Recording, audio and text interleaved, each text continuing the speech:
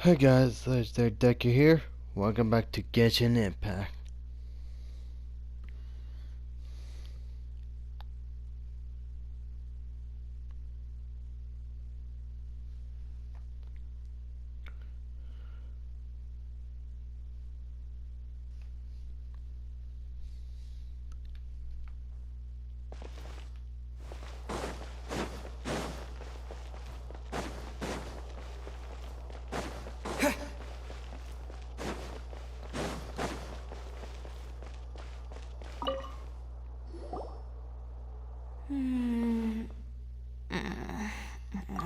Ayaka has mentioned you to me before. She said that you two were great friends when you were kids. No talking. I'm thinking about how to do your eyeshadow. Ah, yes. To help me really look the part. To achieve a more young and naive look for this scene. Are you saying the wrinkles around my eyes are too deep? You just have too much of a calculating look in your eyes. You sure don't mince your words. It seems you really haven't changed much. Quiet. How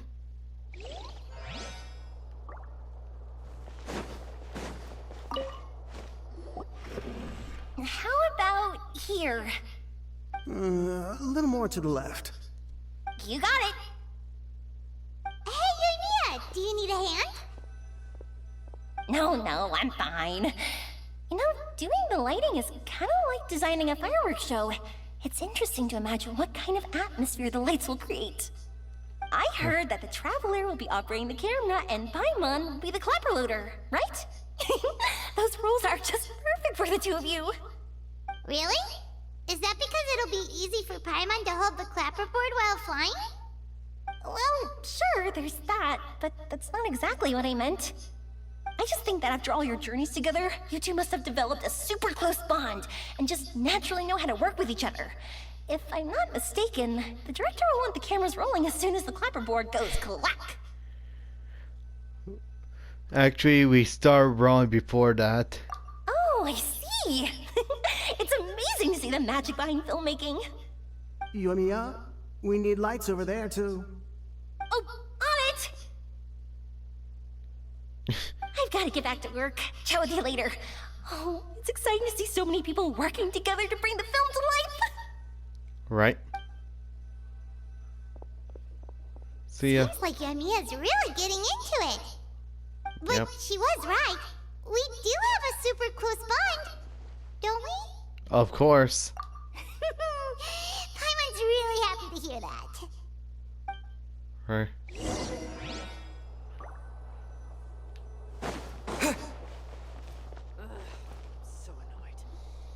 So, this is a real musket? No, it's just a prop weapon. Not bad. Have you seen a real musket before? Only in books and newspapers. I made this one based on the relative shape and proportions I saw in reference images. When we're filming, some special gunpowder will be applied around the muzzle, which will help create the flash and smoke effects of a real gun being fired. Which means it'll be up to the actors to portray the recoil. That's right. The sound effects for gunshots will also be added in post-production. Thank you, Veronique. I think I know where to start now. However, the musket's gears and firing pin could still use some work. Adding some wear on the metallic components will make them appear more realistic. Also, be sure to rub the muskets with some oil each time before we start shooting. That'll give the impression that the firearms have been well maintenanced. Good point. You seem to know a lot, Miss Chevres. I assume you use these types of firearms on a regular basis? Yes, I perform routine maintenance on my weapons every day. Just like we as people need to eat and sleep, muskets need to be cleaned and maintained. I also perform similar care for my sword every day, and familiarize myself with its shape and weight, to the point where it feels like a natural extension of my body. Yes, this way, our weapons will never betray us in the heat of battle. Yes, well said. It seems we have the same philosophy on this topic. Right. Oh, sounds like they found a common interest to talk about. Though these props differ from the muskets I use, I can still give you some pointers. Good. I look forward to your instruction. First and foremost, never point the weapon at anyone, regardless of whether it's a real or prop weapon, or whether you're holding it or it's on the table. This holds for any time when you're not actively engaging an enemy. Okay, understood. When aiming the musket, extend your arm so that it's level with your shoulder, and use your eye to look down the weapon's sights. Like this? Not bad. Now, try saying your lines. This is the end of the road for you. Good. Now turn your body a little. That way, you'll give your enemy less of a target to work with. And relax your shoulders. Here, allow me to demonstrate. This is the end of the road for you. Boom. Excuse me, Miss Chiori. Director Farina, there's something I wish to discuss with you. Oh? What is it? Like this? Yes, much better. What do you think? I do see your point. But are you sure you wish to do this? I believe it would be most fitting. Well, if you insist. All right, I understand. Miss Ayaka, Miss Chevres, could the two of you please come over here? Okay. Huh? What's going on? Are we gonna start filming now? Let's go see. What is it? I have a question for you, Miss Chevres. Would you be willing to play the role of a musketeer? What? Shocking, huh? To clarify, I would like to turn over my role to Miss Chevres. But brother... Don't worry, Ayaka. I actually view this as a good thing. I was becoming troubled trying to set aside some time to speak to the staff at the Palais Mermonia. I would like to have some conversations about the cultural exchange between our two countries, and I've heard that the bureaucratic process here can get rather complicated. Now, I will be able to focus on my work. Besides, you also know that I'm not really one for public performances. Are you really sure? From a director's point of view, I also felt like the relationship between the two musketeers in the original story could be improved. The older brother in the story plays the lead role with his overbearing character, but this causes his character to overshadow that of his sister, and the theme of the two supporting and relying on each other isn't conveyed very well. But if we were to change the siblings to two sisters of a similar age, then that aspect of the story might come through more clearly. Also, I've seen you instructing Ayaka. That cold and dignified personality is exactly what we need for the older musketeer. Of course, even with all these insights, the decision should still be made by Miss Chevres. What do you think? Chevres mentioned that she really likes the story, right? Paimon bets that she'll take the role. But she will still have to prioritize her work. All right, I'll take the role. Good. It's decided then. I'll get started on making edits to the script. We'll also need to make some immediate adjustments to the lighting, props, and costumes. Oh, I have a feeling that our adaptation will be even better than the original story. You're doing a great favor for me, Miss Chevres. You have my gratitude. Don't mention it. I like this character, so if anything, I should be the one thanking you. Well, since my brother is the one who brought up the idea, I suppose there's no need to worry. Let's go, Miss Chevres. I look forward to working with you. Please, just call me Chevres.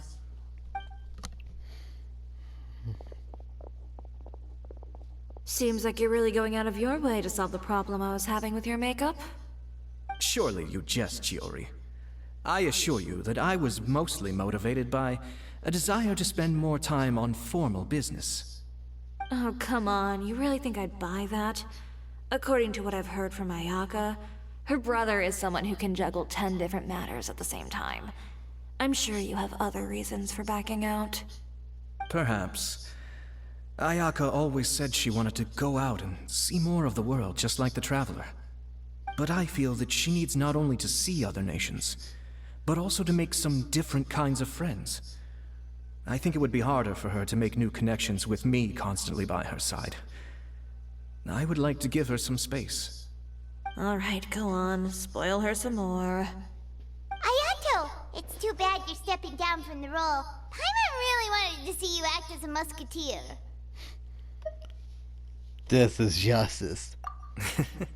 No need to poke fun at me. I'd wager that you also felt that I wasn't the best candidate for the role. It's a little hard for Paimon to imagine you saying those lines. So, where are you going to go back to work now? So, are you going to go back to work now? Yes. I've made an appointment to meet some people from the Palais Mermonia. Now, I will have some more time to prepare. Traveler, get the camera ready. Paimon, get the clapperboard. Actors to your positions. We're about to start shooting the first scene. Go on now. And please take good care of Ayaka. Yep, don't worry. You can count on us. Thank you. I look forward to seeing the film when it's finished. Yep. All right. Now that we're all here, let me help set the scene for everyone. The first scene takes place when our two main characters are still living at the Baron's estate. They've been ostracized and verbally abused by others in the household, but they still have no idea why. We want to capture how naive and innocent they are, despite their pain. Chevris will be playing the role of the older sister, Tulip, and Ayaka will be the younger sister, Iris. Be sure to get close-ups of the main characters at the right moment. Silence on the set! Lights, camera, action! Let's go! Tulip, Mother's been out for quite a while now. Perhaps she went to pick some flowers on the way home. You know how she loves flowers. Iris, Tulip, I'm home.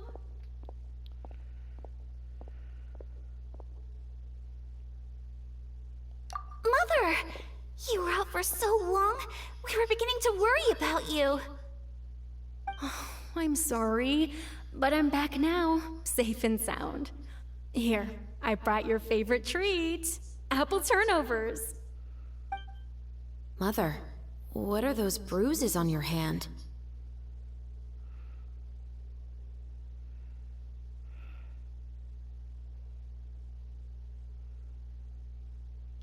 Huh? What bruises?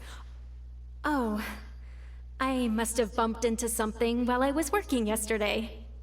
But I didn't notice them this morning. Then perhaps they're from when I accidentally tripped when I was out just now. By the way, did you have fun playing at home?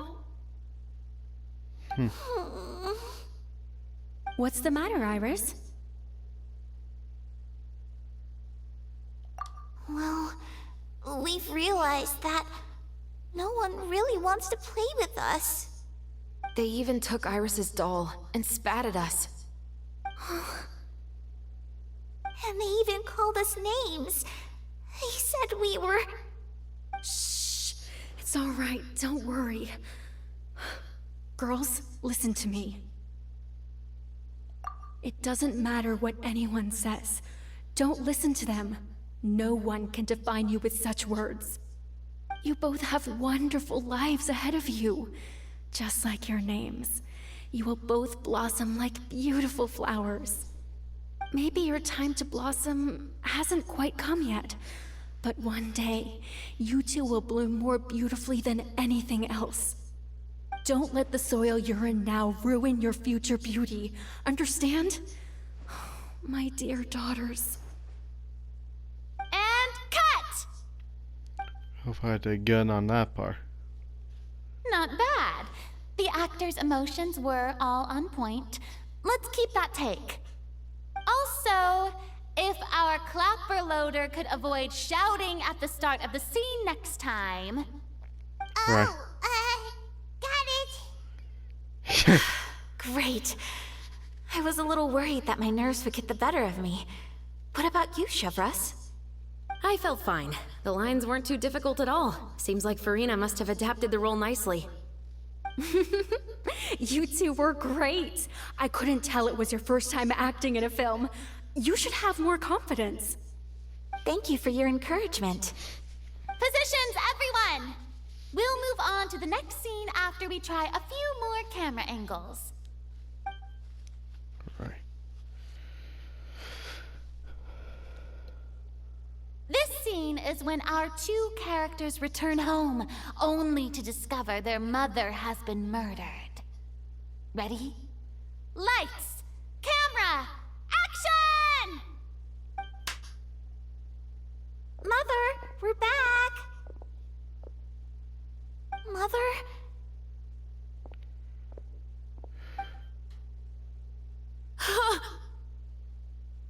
What's wrong, Tulip? Oh boy. Iris, stay away! Huh? Why? What's... Mother! Mother... She's...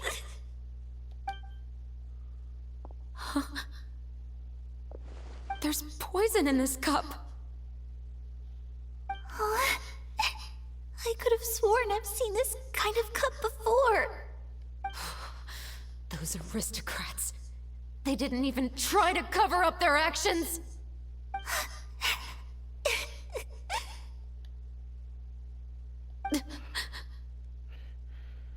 Iris, Trauma. we need to leave this place.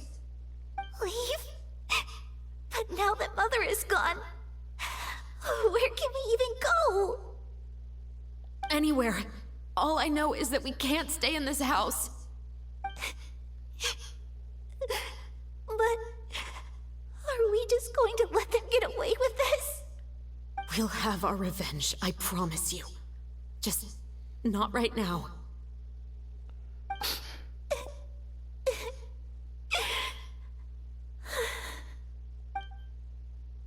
Come on, let's go. No, wait. We can't just leave Mother here like this.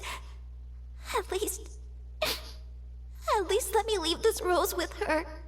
That's why we went out in the first place. To buy her this flower. All right. Yeah, Goodbye, what Mother. Tragic. We'll avenge you. Someday. We'll see. And cut! Beautiful! Great performance! Oh my, you're so amazing, Ayaka! And were those real tears I saw? How did you do it? I was surprised too. Thank you for the kind compliments. Actually, as soon as Director Farina said action, I told myself not to think about anything. I just felt the weight of the moment and became the character. It's quite similar to practicing the art of the sword. You clear your mind and focus only on what's happening in front of you. Ayaka's performance was amazing. Have I discovered an acting prodigy? Pipe down, everyone! We need to move on to the next scene! Right.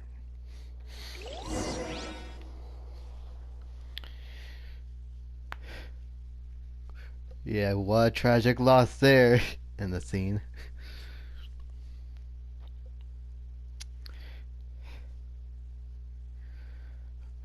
We'll see what comes to justice.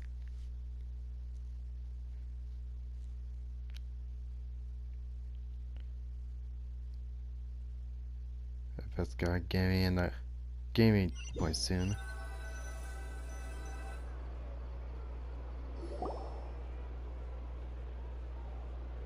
Okay.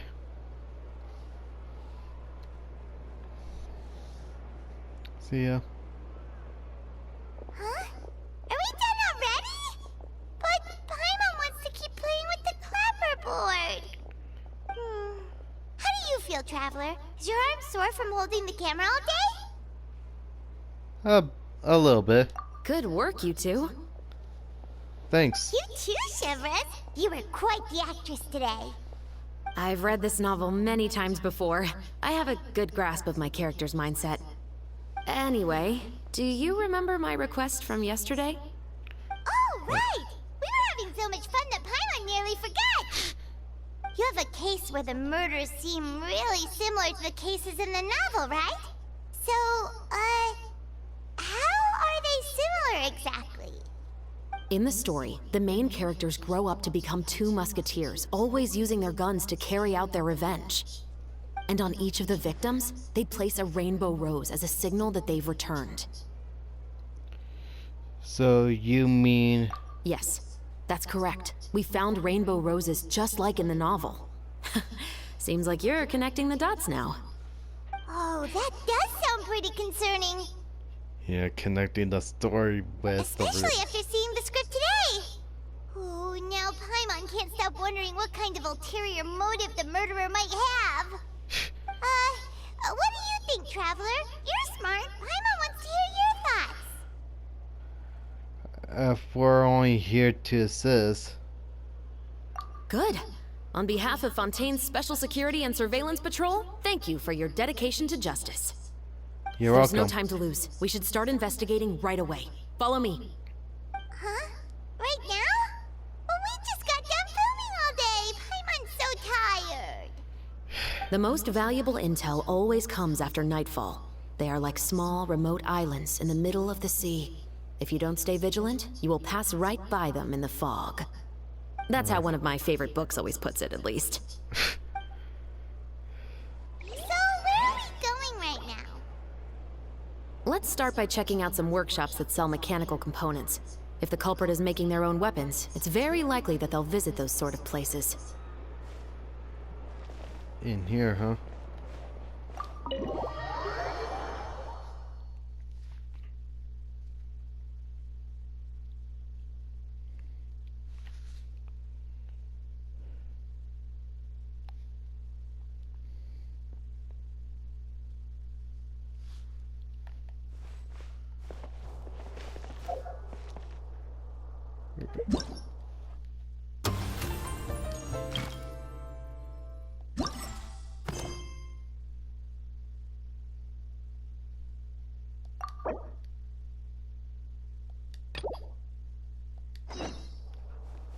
Oh.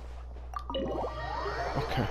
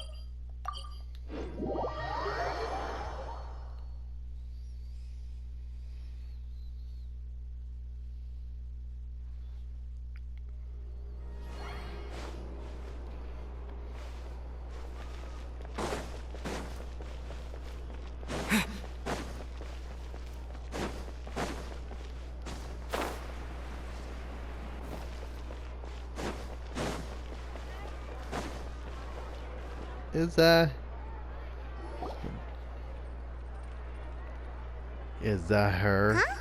Isn't that Charlotte? It looked like What it does is. she want with Lapine Pauline? Not sure. Pretty please with the cherry on top, Charlotte? Journalist extraordinaire? Please tell me you're joking. I read that a gang of criminals tricked the Gardamex by disguising themselves as blubber beasts. It's true, isn't it? It has to be. I've invested all my savings into graph adversarial technology and even taken out a sizable bank loan. I'm begging you like the beggiest beggar in all of Begdom. Well then. Okay. I need you to calm down a little, Miss Lapine Pauline.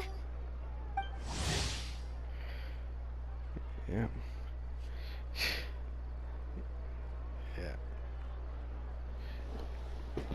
Even though my character don't like her. Well, I admire your passion for your research, and I don't mean to dash your hopes for those, big-ticket orders. But I'm afraid I'm not joking. The Blubber Beast incident was a short story mailed to us by an anonymous amateur author, written in the style of a true story. short story. Oh, Paimon sees what happened here. Sounds like the report Lapine Pauline read in the Steambird wasn't in the news section after all. Funnily enough, I actually remember being in a meeting where the editing team was debating the potential risk of misleading the public with this story. They even went to Maison Gardiennage for advice. But to our surprise, they fully supported us printing it. They figured that the false intel would be a great way to dupe potential criminals into wearing ridiculous costumes when breaking the law. In truth, Gardamex are extremely sophisticated in their capabilities. They can identify criminals just as reliably as the best human guards, so a crude disguise isn't gonna get you far. If anything, it'll just make you stand out all the more. Since we ran that story, the Maison Gardiennage has made a slew of arrests, including, one phantom blubber beast, a titanic red-crowned finch, and a specter man. So I knew this story had helped out law enforcement, but this is the first time I'm learning of an innocent citizen being deceived by it, and investing so much Mora for nothing. That'd make it awkward. Uh-oh. So Lapine Pauline's whole research project is based on a fictional story? Well then. Which means we're not gonna get a big bonus after all. But more importantly, she's gonna lose everything she's invested. Right. Traveler! Paimon! You're back! I was in the area taking some photos for a story when I got to talking to Miss Lapine Pauline about her research. She told me about your collaboration. She was hoping I could write an article to spread awareness about image recognition technology. She even paid me for the article and gave me one of her prototype devices before I could get a word in. I unfortunately had to dash her hopes, and I'm afraid all your hard work was in vain too. She's desperately trying to find a way to rescue the project and get you the Mora you're due. I've tried to let her down gently, but she's finding it all very hard to accept. This is a new situation for us, too. Yep. It's such a pity. It seems like the author was only trying to make the story interesting, and the Maison Gardiennage only had Fontaine's best interest in mind. It's no one's fault. Wait, Miss Lapine Pauline, what are you doing? I'm gonna pick a fight with a Gardamek, head to the Opera at Biclez, and get a one-way ticket to the Fortress of Meropide. That way, I won't have to repay my debts. It's the only way I can afford to keep on living.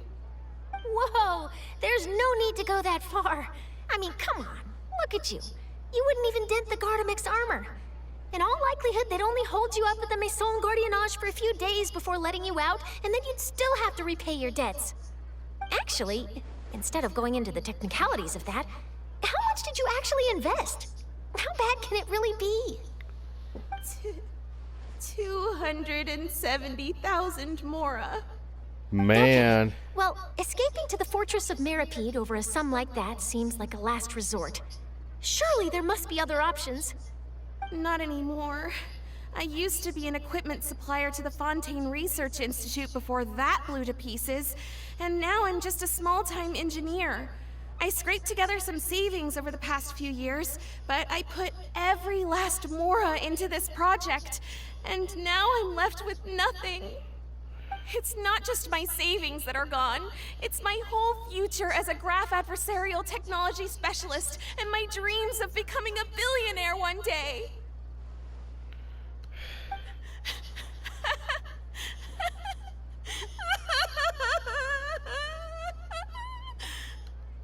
My life is over. Don't despair, Miss Lapine Pauline. I think I know a way for you to turn this around. This prototype you've given me, the camera lens for image recognition sample collection. It's really quite something. You said you designed it specifically for high-fidelity image capture and analysis, yes? The rapid focal length adjustment is a very useful function in its own right. It's sure to make many journalists' jobs much easier. In fact, I'd say it has the potential to revolutionize Fontaine's news media. So your research efforts thus far are by no means in vain. The technology you've developed may have many applications that you've never even considered. Really? Absolutely. I've been working as a journalist for the Steambird for a long time now. No one understands the issues we journalists face on a day-to-day basis better than me. So keep calm, take heart, and start thinking about mass production. In the meantime, I'll show your invention to all my colleagues to drum up interest in your product. I can't believe it! If this is true, then I can look into setting up a whole camera lens development pipeline. My big ticket orders and billionaire aspirations are still in the cards. Oh, maybe I should consider taking out another loan. That way, I can rapidly improve the lens production process, be the first to market, and prepare to battle for dominance in the camera industry. Come on, stop daydreaming about your pipelines for a minute. Just take it one step at a time and see how it goes. There's no sense in putting all your eggs in one basket before things are even off the ground. Slow and steady wins the race. And I can probably speak to some people I know and license my image recognition device to a workshop to raise some funds. I can't believe I didn't think of this sooner. There's no time to lose. I need to get to work. Early bird gets the worm. Can you believe her? She just ran off. Paimon's pretty sure our advice went in one ear and out the other. Probably. It's understandable. When inspiration and passion strike at the same time, it's all too easy to throw yourself headfirst into your work and forget about everyone around you. A lot of journalists are the same way when they're first starting out. But don't you worry. I'm gonna write an article on all this, and I'll be checking in on her regularly. Okay. Her research has the potential to benefit the entire journalistic community. I'll give her plenty of input to stop her from going down any rabbit holes, and make sure mass production of her lens can begin as soon as possible. It's reassuring to know that you'll be looking out for her, Charlotte. Go, Charlotte. Actually, you know what? Why don't you two take this prototype lens? I'm sure you'll have plenty of chances to use it on your travels. It takes the right person to get the most out of a new technology. In your hands, it's sure to capture some amazing sights. Thanks. Thanks a lot, Charlotte. No bonus, no biggie. This makes everything worth it. Yep. You're welcome. I got something out of this too. The beginnings of a very interesting news story. The boundaries between real news reports and news-like fiction must not be blurred, even when there's a compelling justification for doing so. Indeed. Yes, that's how I'll phrase it to the editors when I give them my feedback. Let's hope we don't mislead any more well-meaning citizens in the future. Right. Less of that, more...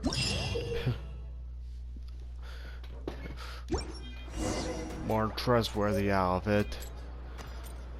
Okay. Well, if you enjoyed this video, hit the like and subscribe. I'll see you guys in the next video.